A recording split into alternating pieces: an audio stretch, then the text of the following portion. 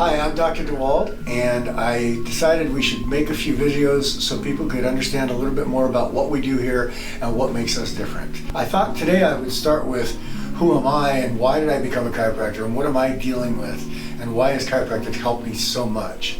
I've been doing this about 30 years now.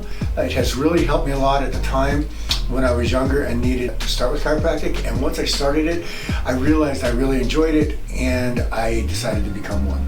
Having an interest in health and the human body and learning all about it in school was really fabulous. And now as I go through life and I see all the things that people are dealing with, it becomes really obvious that most people cause their own problems by being too busy and focusing on their job, their life, and their families to take care of themselves. Luckily, because of my job, I've had to take care of myself because I don't want to be a hypocrite. And in doing so, I've been able to do my job a lot better and a lot longer. I have a lot of underlying issues, which I'm going to go over with you, that most people would probably either need surgery for, or they would just not understand what's happening, and so they'd be fearful and it would hurt a lot. Exercise, proper nutrition, getting enough rest, getting a massage, getting an adjustment, taking care of yourself.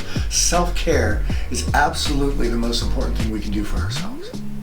We're here in my office in Palmdale, California, where we have physical therapy, massage, and chiropractic all in one place. I found after 30 years of doing this that most people need a combination of things. It's not a simple answer to that.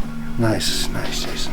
We're brought up to understand that everybody should go to a dentist, but for some reason we miss the connection. We can fix and replace teeth, we can't fix or replace the spine very easily. So much better to maintain it. You need to maintain it by stretching and exercising on your own, kind of like brushing and flossing. And you need to come see a chiropractor once in a while to have the alignment done for things that you can't get on your own. Everybody should go. We're not brought up to understand that. All right, so your cervical spine has a lordosis, so it bends backwards. And your thoracic spine should curve outward. It's called a kyphosis. And then your lumbar spine, again, curves in to give a lordosis. And those three curves provide spring to deal with gravity. Over time, unfortunately, though, we are looking down at the computer or at our phones or down at whatever work we're doing, and the head goes forward. We start to slouch, we start to get tired. This bends even more, this tucks under, and the whole spine gets off balance. It needs to be in balance. Now, if you stretch and exercise, that's going to help a lot, but you still need to get in alignment. Just like with your teeth. You brush, you floss, you still need to go to the dentist for the cleaning. You don't wait for a toothache to go, because by then you have a cavity. If you wait for a backache, but you're not stretching and exercising, you're not going to the chiropractor, and all you do is wait for the damage to occur, then you're going to go from having a nice, beautiful, brand new vertebrae and discs and spinal nerves to having an old, arthritic one with a lot of decay and herniated discs and nerves being pinched. And these joints pinching to back here, every bit of it hurts. You have to stay stretched, you have to stay in alignment, and you have to stay strong. Otherwise, you're gonna hurt. So as an example of what happens over time, you saw the restrictions here and how the vertebrae grow together. If you have some sort of injury or some postural issue, the muscles spasm around it, and instead of all of the vertebrae moving evenly to add up the full range of motion, certain ones get stuck. If you let them stay stuck, they're gonna get fused together, like that. You don't want that, because once that happens, you can't undo that. So if you let your tartar build up to be plaque or plaque to be tartar, and then a cavity and then a toothache, they can scrape it out, they can fill it in, they can give you a crown, you could have dentures, you could live without teeth. But the back, you can't get, the surgeries are only if it's very severe, and they only do so much help, and the problem usually spreads around. So better to take care of it while it's new, because you don't get a second one. What happens is these vertebrae stop moving, the ones directly next to it move more to make up for it. And so these get worn out at the ends for moving too much. These get fused together.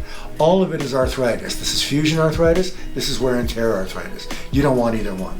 So the best way to do that is to keep this healthy and mobile. And you do that by stretching, exercise, and seeing your chiropractor once in a while. All right, today I'd like to talk to you a little bit about what I have going on with me so that you can see just what chiropractic can do. So as you can see by looking at me, if I'm not thinking about it and I'm not trying to correct myself, this is really how I stand. Or if you look on this picture with the grids, you'll see how crooked I really am. Okay. And then let's go to the other one from the back. And you can see how off my pelvis is, which puts my spine over that direction, and then it corrects, and then here has to level out. And your body will make these adaptations for you, and which is why you have to stretch and exercise so much. Okay, great. On MRI, my thoracic spine, this is my sternum, my chest bone here. This is my thoracic spine. This is where I have this sideways curvature, but this is looking at me from the side. So from the side, I have all this arthritis. All the vertebrae should be nice and square and even with nice, beautiful discs in between. But as you see, as we move up, I start having spurs, and the discs are basically gone, and these areas are fusing, and there's too much compression. And you'll notice that these spinous processes in the back that stick out, you don't even see them in here because of the way my spine is curving from left to right, or in and out of the image based on this. Okay, so that is a lot of discomfort, a lot of pain, and I have to stay strong and flexible around it, or I'm going to fuse up.